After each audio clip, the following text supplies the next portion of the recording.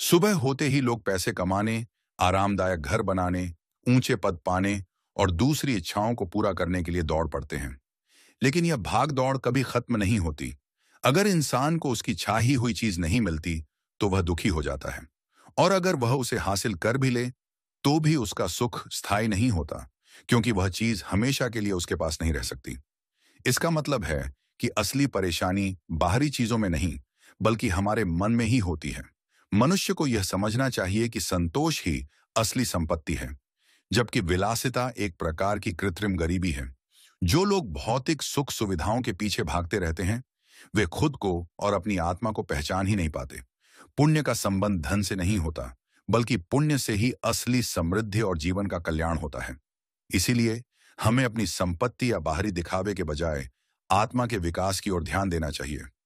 लोग भौतिक सुखों को ही जीवन समझ बैठते हैं, लेकिन असली जीवन का महत्व उन्हें तब समझ में आता है जब मृत्यु उनके सामने खड़ी होती है।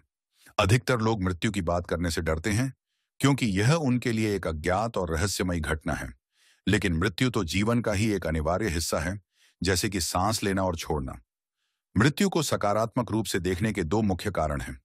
पहला, मृत्यु के बाद शून्यता और गहरी शांति होती है, जो किसी भी प्रकार के दुख दर्द से मुक्त होती है।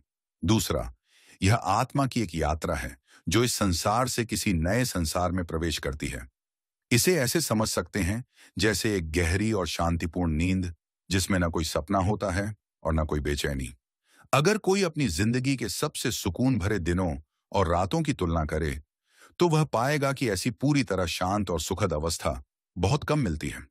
अगर मृत्यु इसी तरह की है, तो इसे बुरा क्यों माना जाए?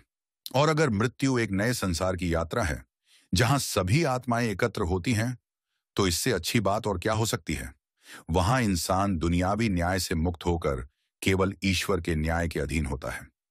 हम वास्तव में सत्य के करीब तभी पहुंचते हैं जब हम जीवन को पीछे छोड़ते हैं।